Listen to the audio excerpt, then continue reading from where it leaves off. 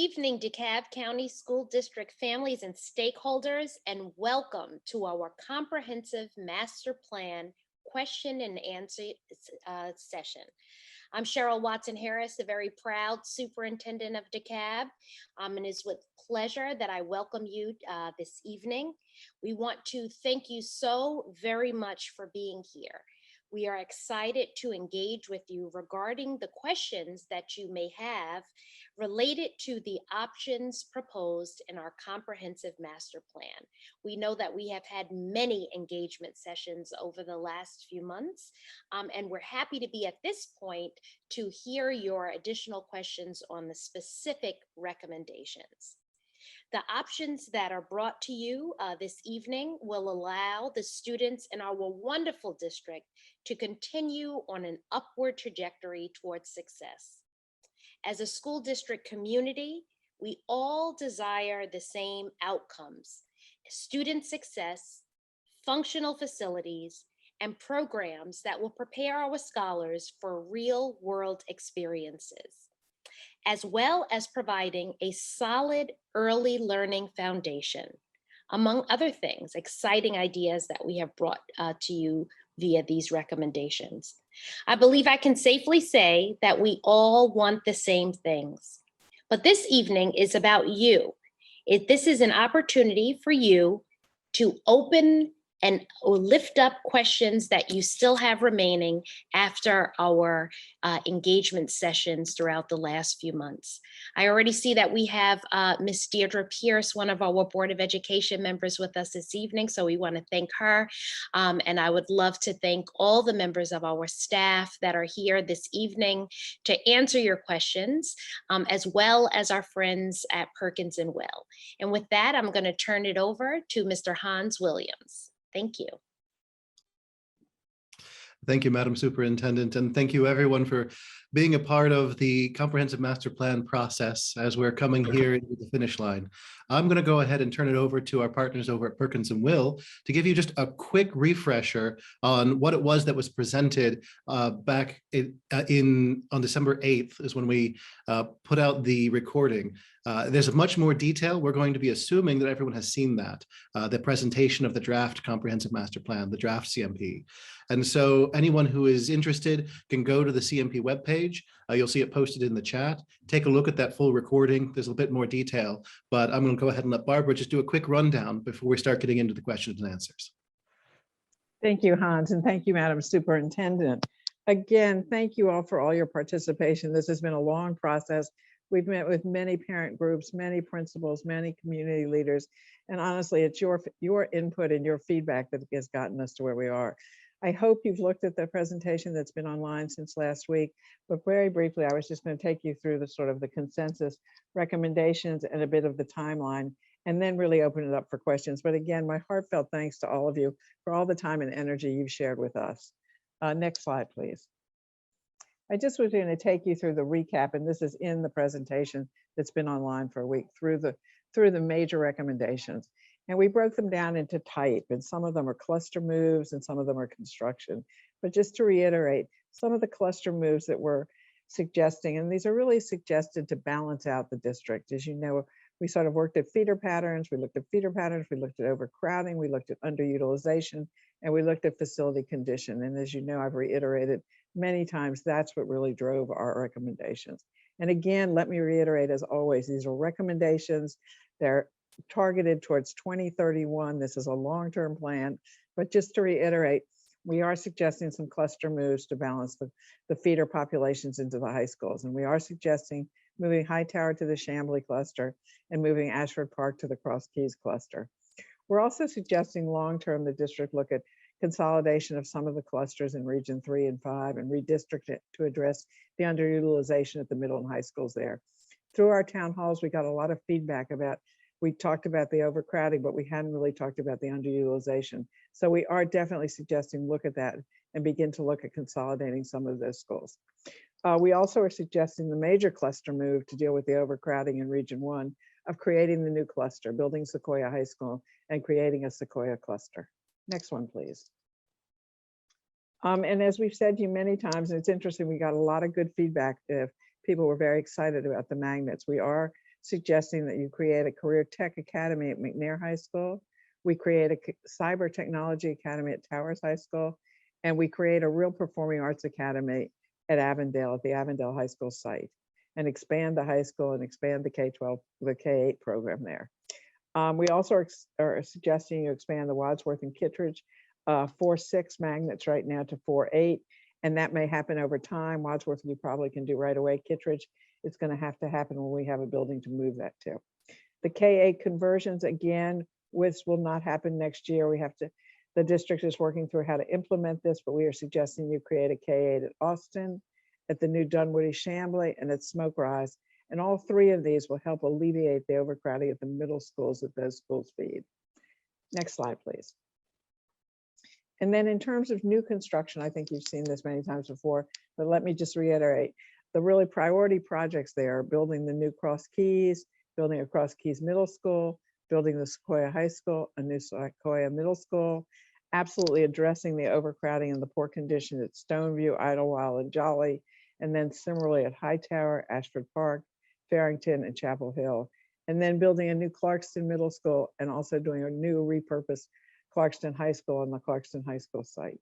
Similarly, we got lots of feedback about how important it was to really address Druid Hills High School. So one of our prime projects is the Druid Hills High School addition and renovation, and also the Stone Mill High School classroom addition to deal with the overcrowding there, and then also the new Performing Arts Academy on the Avondale site. Those are all the new construction projects. Next slide, please.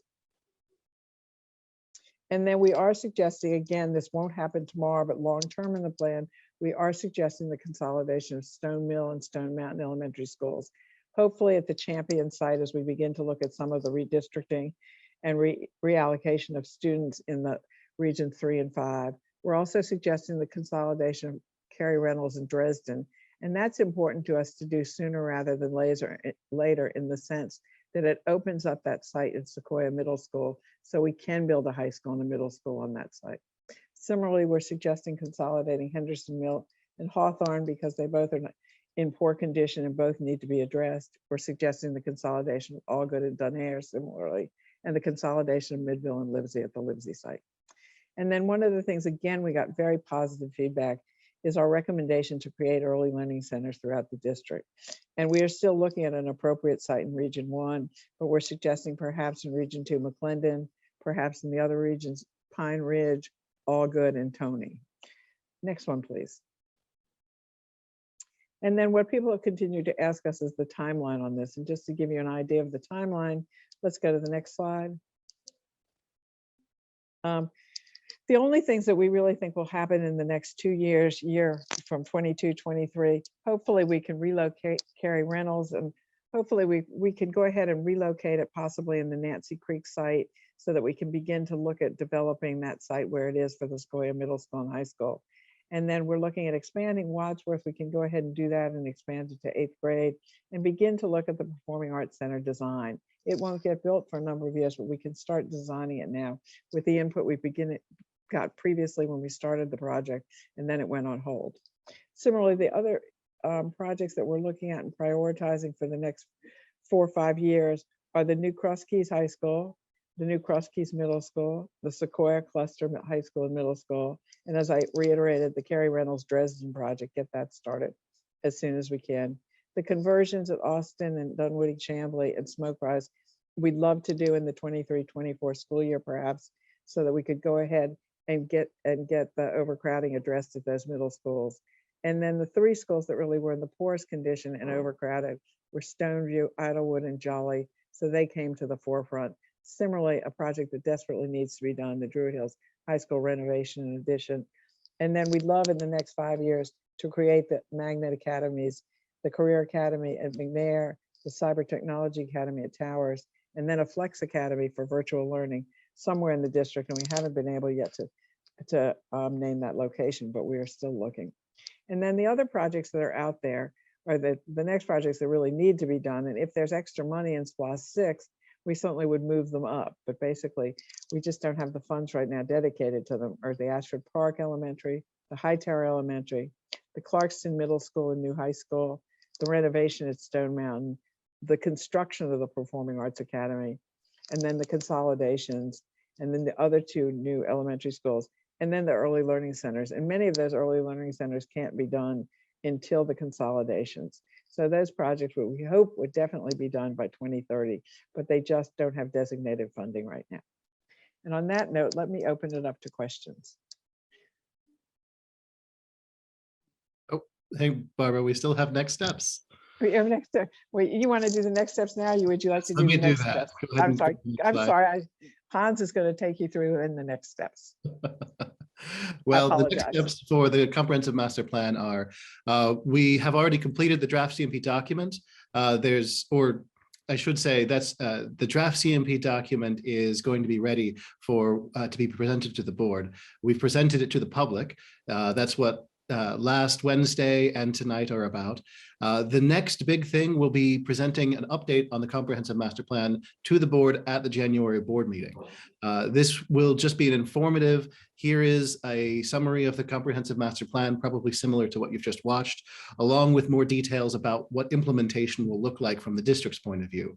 A lot of the information that you're seeing as part of the draft CMP, as part of the comprehensive master plan, a lot of this are recommendations, as Barbara said, from Perkins and Will as part of the comprehensive master plan. And it's up to the district to figure out how to take those recommendations and turn them into action. And so there'll be a bit more detail on that on the update of January. Part of that will be a timeline for investigating underutilization. At the January meeting, there'll be more of a timeline, both for investigating underutilization, but also probably a better idea of when will some of the things in the next 5 years be taking place? When will we be having these conversations about redistricting, underutilization, all these different recommendations that each require their own separate public engagement process? And as Barbara said, almost none of those, except the ones mentioned, won't be happening for next fall. So when will we be having that? When will we be implementing those?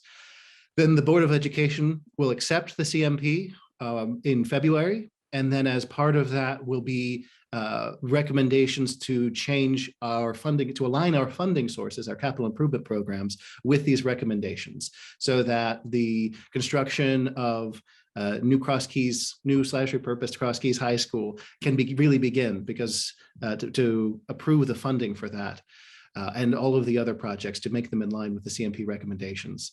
That's the board vote on changes to the capital improvement I just mentioned. And then the vote on fall 2022 changes, those are the ones that will be implemented next fall of 22. Specifically, the recommendation to move Cary Reynolds and the expansion of Wadsworth Magnet to a 4.8 as opposed to the 4.6 it currently is. So those are the next steps. I think the only other thing to mention is there is a plan for another Q&A session for PAC members, but that's Parent Advisory Committee members. And so those of you who are PAC members, be thinking about that as we go through tonight. And those of you who aren't, get with your PAC representatives if there's anything else coming out of this meeting. But as with all other meetings, we are going to commit to any questions asked in the chat. While we may not get to all of them tonight, we will be committing to answering them and posting them up on the CMP webpage as we have with our other meetings. So with that, I'm going to turn it over to Melissa Harris, who's going to be moderating our questions. Thank you so much, Mr. Williams and Ms. Crum. My name is Melissa Harris, and I serve as the Deputy Superintendent for Community Empowerment, Innovation, and Partnerships. Thank you all again for being here this evening.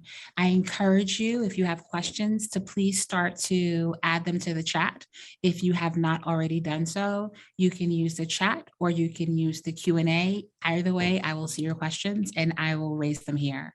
Additionally, in the chat, you'll note that there is a CMP email address that you can always feel free to send your questions to the CMP email address following this meeting, and we will get back to you. We have received some questions in advance in the CMP mailbox. So we're going to start with the questions that we've received already, and then we're going to proceed with the questions in the chat. To as best as possible, I will try not to repeat the same questions and try to get to as many school communities as possible within tonight's meeting. And so with that, the first question is the recommendation for Clarkston High School an addition and renovation or a complete rebuild? It's a good question, and that was something that was miscommunicated. I think really, there's no other way to put it. On the what was presented, what we put out on the 8th, and the original version of those slides. Which, by the way, all of the slides that you saw just here tonight are the same slides that you'll see if you go to the CMP webpage and click on the presentation. We've updated them to clarify that specifically Clarkston High School, it was the only change. The original language that was there was an addition and renovation, whereas the intention there was it was going to be a rebuild and / repurpose. One of the things that we're looking at for our new schools, especially larger schools like high schools, is the possibility of using some of the existing structure. It would be an effectively new school, but doing a new school doesn't always require tearing a building completely down to its foundations and rebuilding. Sometimes there are elements of the existing building that can be maintained and salvaged and incorporated into a new design in addition to new construction. That's something that we're looking at for a new Cross Keys High School. And so it was thought that a similar approach might be successful at Clarkston, but that we won't know that until that project actually begins later on when there's funding in either SPLOST 7 and 2026, 2030 timeframe.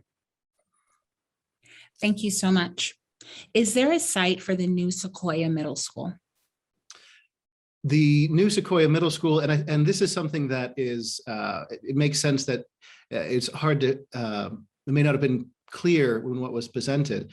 So the recommendation for a new Sequoia Middle and Sequoia High School are both at the current Sequoia Middle School site. That site is very appropriately sized for a high school. It was originally a high school, but is a bit tight for both a high and middle. But that is, being a semi-urban district, parts of our district are quite urban, while some parts of it we do have land. That area, Dorville area, isn't one of the areas where we have a lot of land. And so the site is amenable to having two schools that will effectively share that site. But a lot of it will come down to the design when we bring an architect on board. Will there be at least a year of design as part of this? And so what exactly that will look like will be determined over the next year. But the short answer to that is the site of the new Sequoia Middle and the new Sequoia High are at the current Sequoia Middle School. Thank you so much. Is there a site for the new Cross Keys High School? That is also a good question. So with that, there is no current site identified. There is a need for a middle school, with Sequoia going from just a middle to being a middle and high, its own self-contained cluster, so to speak. There is a need for a middle school to serve Cross Keys High School. And at the moment, we don't have a site identified. The Cross Keys site, especially with the plans that we have, may or may not be appropriate for sharing a site. It is absolutely something we're going to look at, but that's something that's going to need to be determined here. As we're getting an architect on board, as we're looking at different sites, we will need to determine that pretty quickly so that the site design and all of the other components can progress. It's something that we've seen in other recommendations for new schools, is that picking a location can sometimes be an impediment to getting the project done quickly. And so we're doing everything we can to make sure that this project doesn't fall into that trap. Thank you so much. Will K-8 programs have the same access to sports and other extracurricular activities as existing middle schools? I'm going to go ahead, and I could answer this, but I'm going to let Barbara answer this because I have a feeling I'm going to be doing a lot of talking tonight. So I'm going to let her answer this one since I know it's something she's looked into. Mute here. This is a question we get all the time. And we have talked about, when we looked at the schools that it's feasible to do a K-8 program, we've talked about that it would repeat the very same middle school program. And we've talked with curriculum and instruction about whatever's offered at the middle schools will be offered at the K-8s. It'll be the same looping. We're recommending that they change some of the rooms to science rooms. They change some of the rooms to rooms for the connections. They possibly add another music room. The only thing that we haven't totally worked out is the athletics. And as you know, a lot of those elementary schools don't have full soccer fields or football fields. And so they have areas for practice, but we were talking about how those children compete and whether they compete with their middle school or on their own. And I think the district is still looking at that issue, but program wise, they will have the same academic program and the same things available to them as any middle school child in any middle school in the district. Thank you so much. Are the new early learning centers guaranteed to be in the location recommended by the CMP? I'll jump on that one too. No, we are recommending them. Interestingly enough, especially in districts 3, 4, and 5, I think we looked at schools that were underutilized. We looked at schools that had the smallest population in them because we thought that would be the easiest probably to deal with. But in fact, as we would look further in the conversation, I think there's time to look at different schools and reorganize those as necessary. All Good seemed like a very appropriate one in the sense that All Good is moving to Dunair eventually, but Pine Ridge, Tony, and I think there's a third one are still very much open to conversation. The idea is we absolutely want to find one in each district, in Thank each you so- region. Sorry. Yes. Thank you so much. Is there any way to do the Performing Arts Academy sooner? Hans, you want me to take it? I can answer that one. You There do is that an one. intention on the part of the district to move as quickly as we can on finding, getting a design and also finding additional funding. The arts, something like a performing arts center for DeKalb we feel is something that we could bring partners on board, something that the district itself may not need to fund all on its own. In the plan, because the funding is uncertain currently, the only funding that we could be certain of was to go to SPLOST 7 to go several years out, which is why you see that in the comprehensive master plan, it's in that 26 to 2031 timeframe.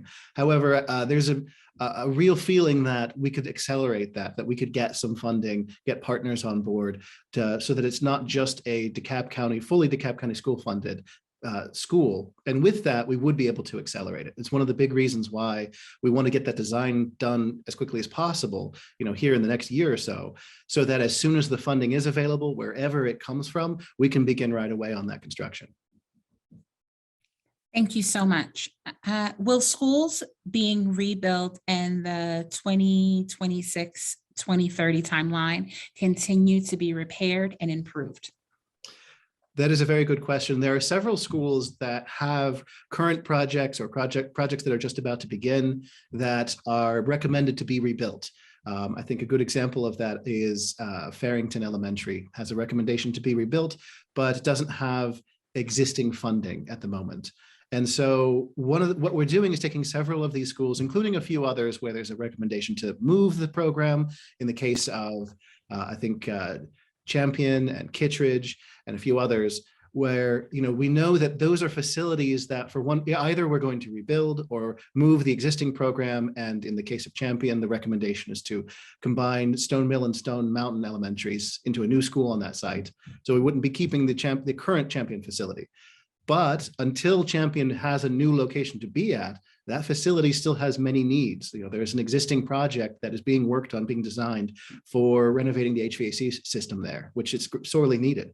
And so while the current plan is to take all those projects and all those schools and put them into a new project that we'll be creating. And you'll see more about this when we talk about the specific funding sources and how we're going to align our capital improvement program with the recommendations of the CMP. But the short answer is the funding source, the exact projects may change, but we still intend to get the work done. We will not be abandoning these facilities just because we know we want to rebuild them. The schools still need to function and still need to provide those safe spaces for students with a roof, with working HVAC systems. And if, whatever repairs and maintenance are needed, whatever capital improvements are needed to make sure that happens, even just for the next 5 or 6 or however many years, we are making sure we have enough funding set aside for those facilities specifically to make sure that those can happen. Thank you so much. And it's great to see so many questions popping up in the chat. So I'm moving over to the chat right now. Just as a reminder for everyone, our team has included a link to the full presentation, which you can find on the CMP website. So if you have not had time to review the whole presentation, we encourage you to do so. And now I will move to the first question from Mr. Greenwald. One of the plan's objectives is to reduce underutilization. Will any middle schools or high schools be closed to achieve that? If not, how do you plan on eliminating underutilization at middle school and high school level? Yes. So the answer to that is yes. The recommendation is to look at middle and high schools at the potential of combining clusters. In the CMP, you'll see this in the document and in the presentation, excuse me. They look specifically at regions 3 and 5, but we're also looking at 6 and 7, especially with the recommendations for the new magnet schools at Towers and McNair, the College and Career Academy, and the Cyber Academy, excuse me. Those a big reason like how these programs came about was the recognition that in order, this district as a whole, and those of you who saw this most recent board meeting, the district as a whole has gone down a little bit in enrollment, and the long-term forecast, even with the CMP forecast that we're using, is to either stay where we are or to continue to go down. So there's this recognition that as a whole district, enrollment is going to be lower than the capacity that we currently have. However, that doesn't necessarily bear out for individual schools. We have several schools that are overcrowded, which is why you see recommendations like a new Sequoia and Middle and High, rebuilding Cross Keys, why you see recommendations like moving whole schools like Hightower out of the Dunwoody cluster to provide capacity relief. But at the same time, in other parts of the county, there is absolutely going to be underutilization. It's something that it was even pointed out in the presentation that we'll have several middle and highs that'll be at or close to or even below 50% capacity. So the recommendation in the CMP is to look at combining clusters. We very intentionally didn't mention specific clusters, largely because there's a possibility for many different clusters in, largely in the southern part of the district. There is a lot of capacity that was built during the peaks when there really was a great need for middle and high school capacity. And but at the same time, the needs, at least currently in that area, are not as much as the capacity that we have. So we have a lot of options. There's a complete combining of clusters. There are closing neighborhood schools and maybe opening other types of programs like we're doing with Towers and McNair. Or even using them for administrative purposes. We have other needs. There's a great need that has come about only in the past few years with the Flex Academy, where the number of virtual students that we have has exploded for obvious reasons in the past few years. But those teachers still need space. They may not need the full classroom for if they had a classroom full of 25 to 30 students, but they still need a classroom, they still need a board, they still need an area to present, a desk, a lot of the things that any teacher would need.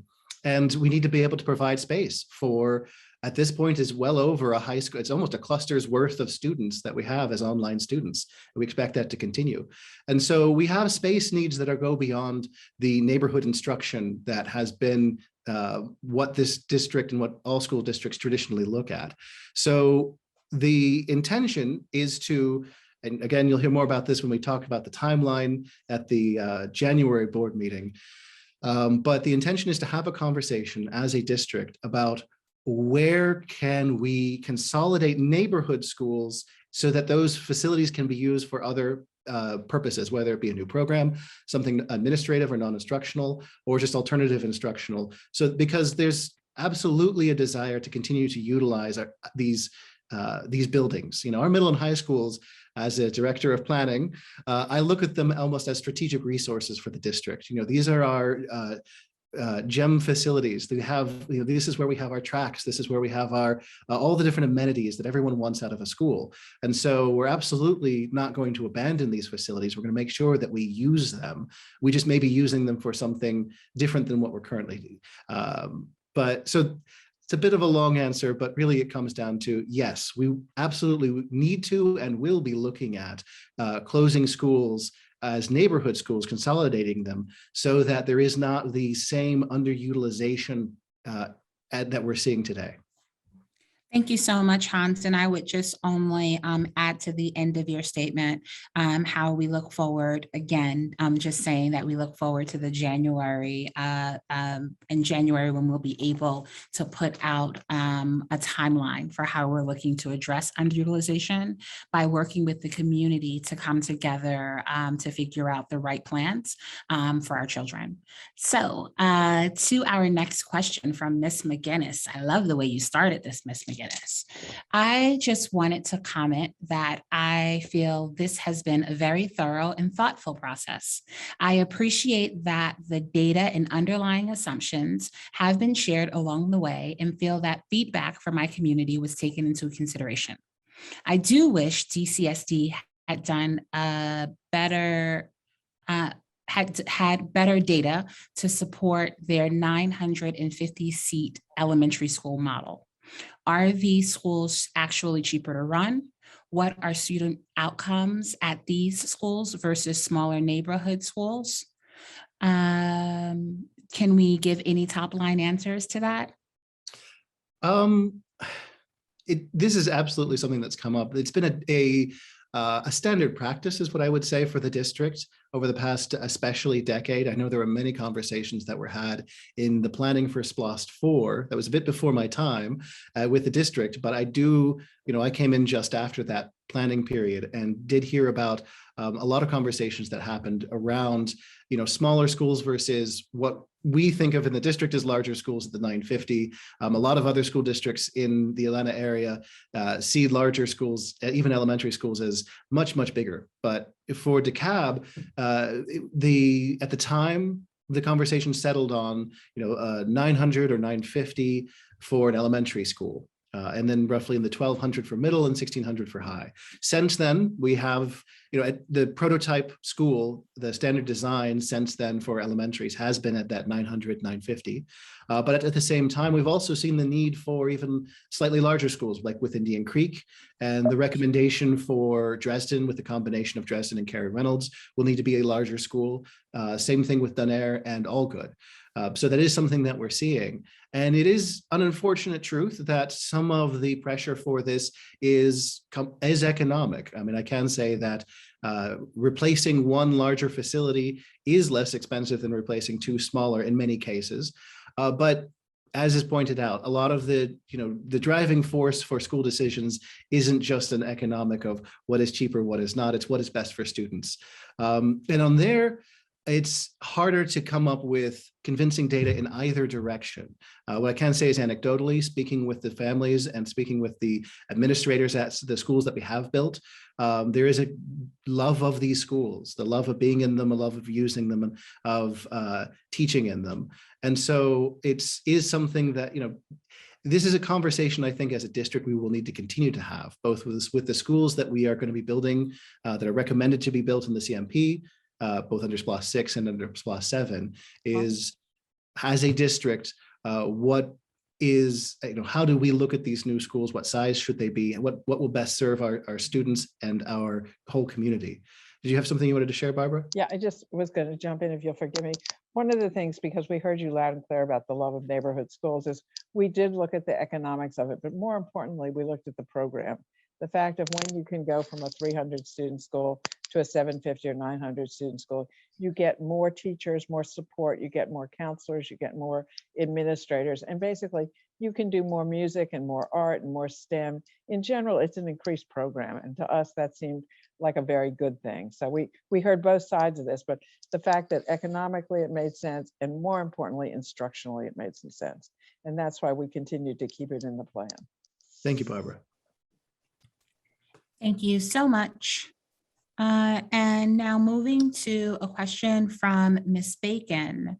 Regarding Wadsworth expansion, if the CMP will not be voted on until February 2022, how will interested rising seventh graders apply for school choice, including the current seventh graders?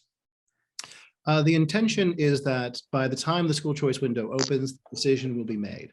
So this is cutting it close. I know, I forget the exact timing of when the school choice window opens, but I believe it is after the time, the early February, the time period that we're looking at, so that by the time applications can be made, those students can stay at Wadsworth.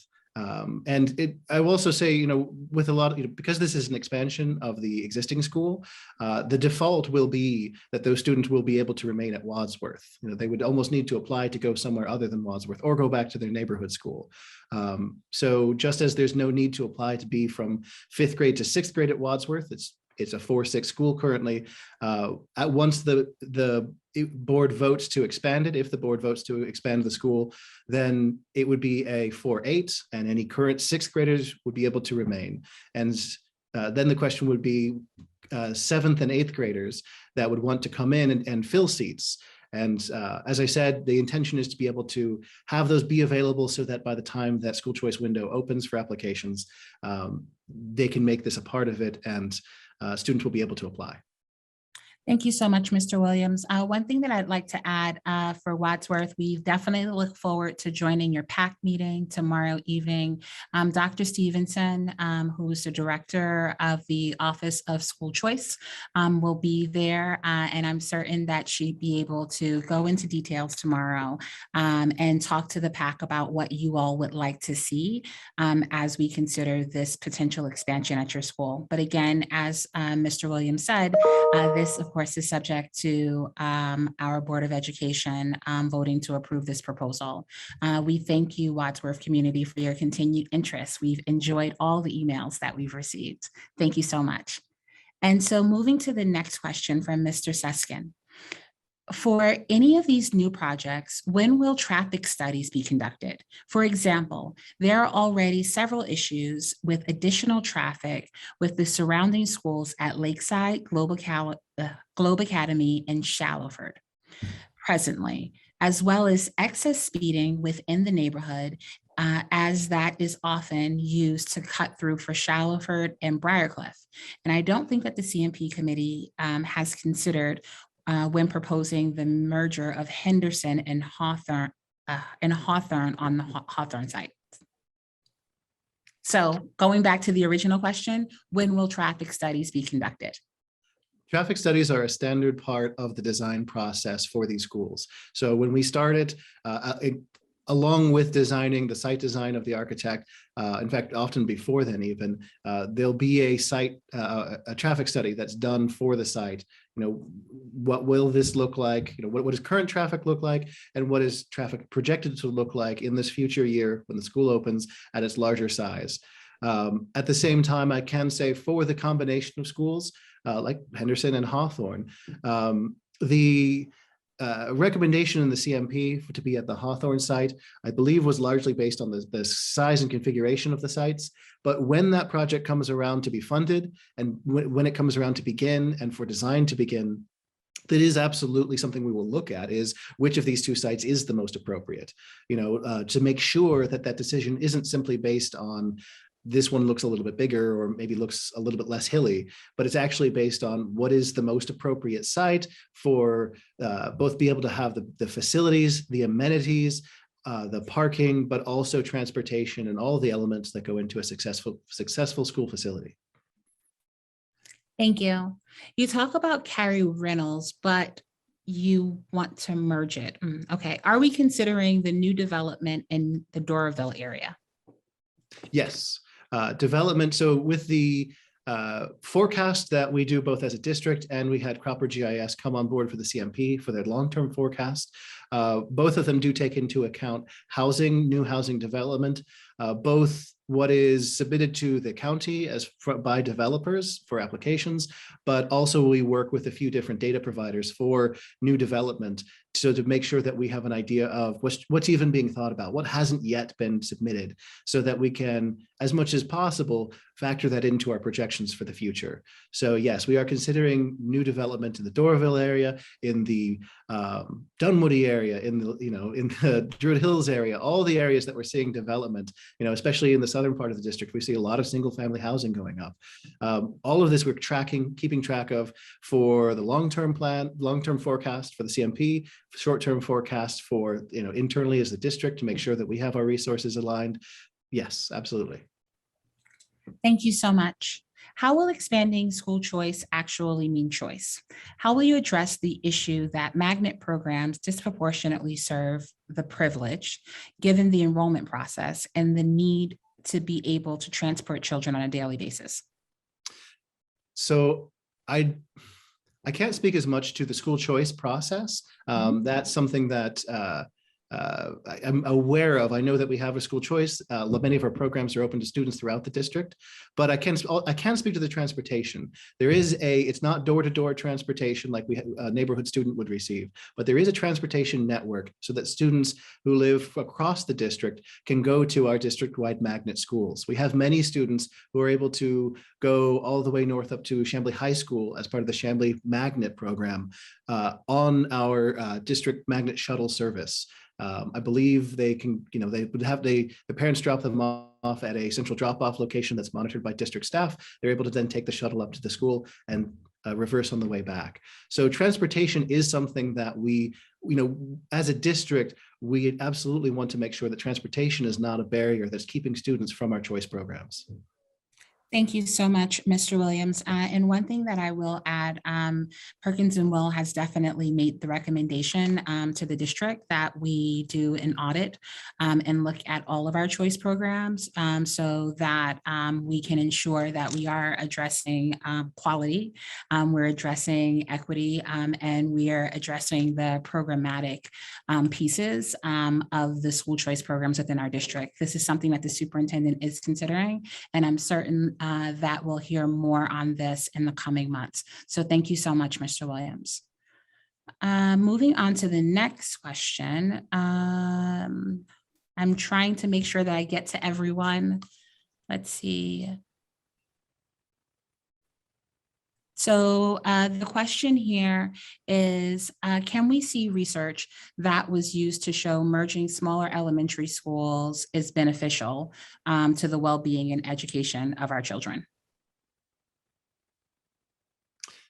I think this is similar to the other question that was asked about the size of the schools, how we settled on 900. Oh, and yes. Similar to what Barbara has said about the increased instructional what was the language that you used, Barbara? Support. You get increased support and more programs. Increased programs, increased support. Yeah, better access to programs, better availability of the district to offer those varying programs at these larger schools. Yeah. A question about Druid Hills High School expansion. Myself, along with 2 other families, were approached last year about Druid Hills High School taking our home for their expansion. Can I get an update on that?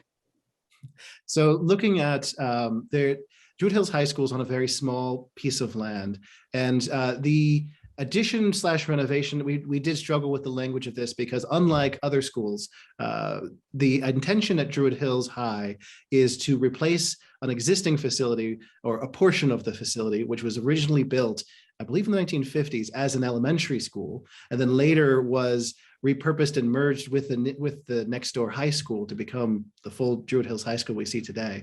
The intention is to tear down the old elementary school component of that and rebuild it. So it would not so much be an expansion of the school as it is taking the existing facility and upgrading it but it would be a rebuild of that component. Whether or not that will require an expansion of the fields and onto the nearby properties, that's something that's been talked about before, and it's very likely going to be looked at again as part of this project.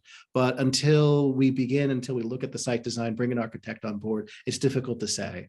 And so I would say over the next year or two, there'll be a lot more about that, what that will eventually look like. Thank you. Can you confirm that Hawthorne Elementary School will keep their eSPLOST funding and projects on track? As I mentioned before, the schools that we're recommending to be rebuilt or consolidated, especially the schools where we know there's a recommendation to tear down, we are putting a lot of the funding, a lot of those projects into one set-aside fund so that those schools, the work that is necessary to keep those schools going will happen. Replacing HVAC systems, putting on a new roof, or whatever is necessary will happen, but that they'll happen basically in alignment with the recommendations of the CMP, so that it's not simply, the funding that currently exists was planned and scoped out back in 2015 and 16 in many cases for schools that at the time there wasn't a recommendation to eventually tear down in 5 or 6 years. We want to make sure that we do the work, absolutely, that is necessary to keep those schools going, but that work aligns with our expectations for the school over the next several years. And in many cases, that'll mean doing the same thing that was originally planned. We'll still replace that roof or that HVAC system because the reason it was planned in the first place is that it's necessary. But we'll just make sure that when we do it, it is in alignment with what our future plans are.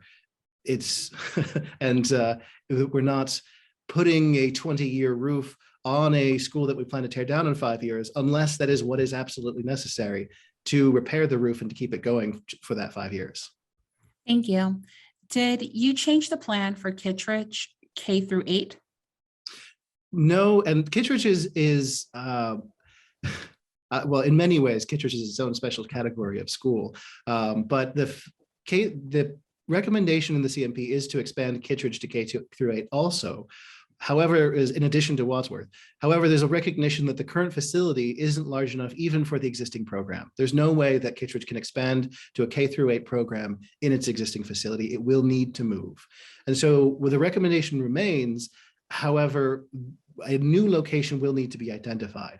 And very likely that will require other projects to move forward so that it'll either be consolidations or some other project that will make some space available, ideally a space that is an appropriate long-term permanent home for Kittredge that they can then move into.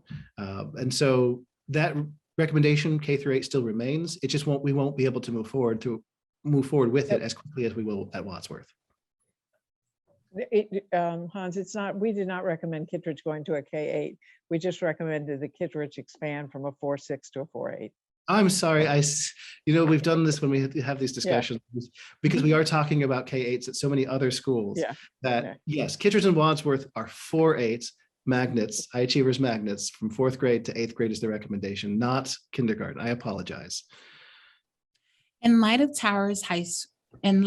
the Towers High School recommendation, until the transition to the Cyber Tech and Science Academy, what will be done to upgrade the culinary department for the students until that happens? Because the recommendation for Towers is to be a cyber academy, what we're planning to recommend to the board is that the current expansion of the culinary arts lab is no longer necessary, that project be essentially canceled as it is, and the funding be folded back into the capital improvement program to be used for other projects. Part of those other projects is funding that is planned to be set aside for the Towers Cyber Academy. So it could be thought of, funding doesn't quite work in a one-to-one. It goes from one project to another. It really kind of goes back to a central pool out of which we pull for projects. But the amount of money, what we're looking at to support the Cyber Academy is comparable to what exists for the Towers Culinary Arts Lab. In fact, it might even be a bit more. Thank you. After the 2 magnet schools convert to K to 4.8, would the feeder high schools remain the same? There is no recommendation to change the feeder pattern for the magnet schools. So yes, it would affect the middle schools, obviously, but there wouldn't be an effect on the high school. There is as part of the, as you mentioned, Melissa, the conversation about how our school choice programs, that may have an impact on how we look at the feeder programs for our high achievers magnet programs. But at least as part of the recommendation to go to a 4.8, that won't have an impact. Thank you. Is the space for Sequoia Middle and High School really possible? Parking with no high school students is already a nightmare. There is no parking on city streets in the surrounding schools. Oh, this is a traffic pattern question. Mm-hmm. But at the same time, for that site specifically, I think it is worth reiterating that, it will need to be a different type of design than the, mostly one level laid out schools that we're used to in DeKalb. Not all of our schools are, of course. We have gone vertical. We've done more as the years have gone on, looking at Chambly High School, Tucker High School. And very likely this will be along those same lines, where it'll be a more vertical than we have historically done school to allow for the side amenities that are necessary for a school like a high school, so that we have adequate parking. Yes. Thank you. What are the 3 most significant changes to this draft from the prior one? This will help us understand the thinking. Help me out, Barbara, if I miss Yeah, anything. I think go ahead. I was going to say, I think the major change that we made to the draft is probably the same as what you saw, but the major change we made from all of the town halls when we presented this is really trying to address the underutilization. And as Hans said, we are really looking at the underutilization in districts 3 and 5 and possibly 6.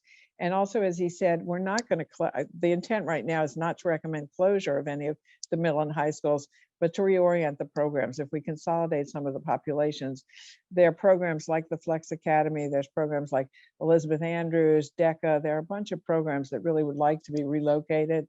And so as we go through which schools populations can be consolidated, we will have buildings where we can locate some of these programs.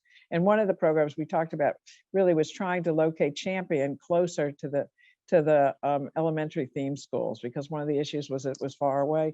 If we can move it to one of the other buildings, it might be able to expand and be closer to the other elementaries. So there are a number of pluses that fall out of consolidating some of those student populations. We just hadn't truly defined them all. And as Hans and Melissa both said, they will be defined as we get into January.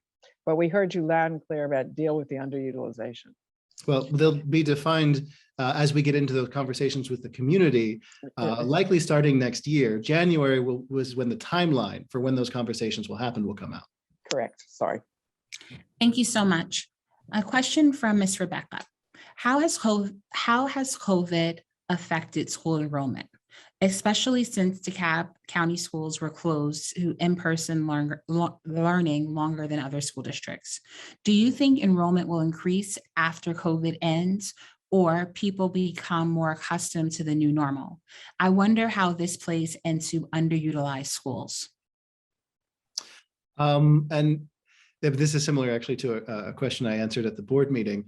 I think ultimately what we're forecasting, what we're seeing is there's been an ongoing downward trend of enrollment even before COVID happened. It's a slow decline, but it is a decline. And that speaks to underlying population patterns and trends that Cropper GIS used when they did the long-term forecast that we're using as part of the CMP. And so a big part, I think, of well, at least what I expect to see, and again, this is district-wide, the whole district, over the next 10 years, is I do expect students to come back, that the patterns of our parents and students in DeKalb County utilizing their public schools will come back closer to the pre-pandemic levels, although that will likely take several years to fully come back. But at the same time, that will really only counterbalance the pre-existing trend of declining enrollment. In the long term, there are many other factors that may end up swinging the district in one direction or another. But based on all the data that we have, all the patterns that we see, I fully expect the district as a whole to remain relatively constant, maybe a little bit of ups and downs, but to be relatively constant over the next 10 years. I think the big difference is going to be at specific schools. There are schools that were growing before the pandemic that have stopped. There are schools that were growing, have shrunk a bit and are going to continue to grow. There are schools that were shrinking and have stopped. Those populations aren't moving in the same way they were before. And there are schools that weren't shrinking that have now begun to shrink more. So that blanket statement of as a district, our total population will likely remain very constant or very similar over the next 10 years doesn't necessarily mean that individual schools won't be growing and need capacity relief, or be declining and need relief for underutilization because of a whole cluster of schools in the area. Whatever the case is, we'll still be as a district dealing with it. And that's where the recommendations of the CMP come in for either new capacity or consolidations. Thank you so much. I wish to acknowledge some of the board members that are on. In addition to Mrs. Pierce, we're also joined here this evening by Mr. Marshall Orson. We have come to the end of this question and answer period. For the questions, well, for all questions that are in the chat, as Mr. Williams shared, we will answer those questions and have them posted online. Additionally, this recording will be made available online. We encourage you to continue to send questions to our CMP email box. Additionally, we're encouraging you to reach out to your PACs and your school governance bodies and ensure that you do send questions to them as well, as we will be hosting a Q&A session for our PAC members in January. We welcome the opportunity to visit your PAC and talk more about some of these proposals. Smoke Rise, I see you in the chat. I have noted it, and I will be sending an email around to my colleagues. Mr. Williams, will you share the next steps again as a reminder with the community? Yes, absolutely. So the next steps are, as a whole, I think the next big step is the presentation of, or an update on the comprehensive master plan as a presentation to the committee of the whole. That's when there'll be more details about how the district plans to implement the CMP, align our capital improvement program with the recommendations, and there'll be a timeline of when a lot of the conversations that will be necessary for many of these recommendations will begin. A lot of these, I think it's definitely worth keeping in mind that especially a lot of the bigger recommendations like redistrictings, like K-8, like the potential consolidation of clusters, all of these require separate public engagement processes. All of them require the district to look at each one individually. And so we want to make sure that we give a timeline of when the community can expect to have these conversations.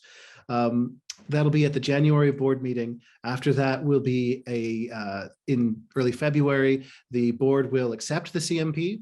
I don't believe there's an official vote, but it's just an acceptance, of the CMP document. But with that will then be votes on how we can align our capital improvement program, how we can vote on some of the decisions, the recommendations for next fall, trying to get a lot of these things clear and in line with the recommendations of the CMP so that we can, as a district, can move forward with all of this as quickly as possible. And then the only other thing I think I failed to mention was January 8th is the PAC. There'll be a PAC meeting where another Q&A with PAC members so that they can ask their questions from schools. Anything that we haven't, maybe it'll be questions that we went over tonight, but any kind of lingering questions. So as I said before, if you're a PAC member, keep that in mind. If you're not a PAC member, get with your PAC member, ask your questions to them so they can pass them along to us. But as Melissa said, as I said, any of the questions in the chat, anything that is coming out of tonight, we'll make sure that we do address it and put it on the CMP webpage as we have done with our other meetings. Thank you so much, Mr. Williams. And one more plug for our recording. There is a recording of this presentation, of the December 8th presentation, where Ms. Crum goes into a lot of details on all of the presentations, on underutilization, on overcrowding, and so forth. We encourage you, please, to watch that presentation. It's available on the website, as well as it's running on DSTV and will be available until mid-January. Additionally, send those questions and we're happy to respond to them. Superintendent, I'm going to turn it over to you for closing remarks. Thank you so much, Ms. Harris. Thank you, Mr. Williams. Thank you, Barbara Crum. And thank you to all of our staff members that joined us this evening. Our CFO, Mr. Burbridge, is here, as well as Dr. Stevenson, and all of our translators who are usually behind the scenes, but we just want to thank them because we know that's how we can communicate with our larger stakeholder group. Thank you to our friends, to our parents and community stakeholders for showing up. I think we have over 216 families and participants in attendance this evening. Please know how much we value your input and your feedback. And as the staff has shared, we want to continue to engage. So if this is not the best forum to help you understand how we came to such decisions, please do invite us to your PAC meetings. We want to meet you exactly where you are to talk these things through.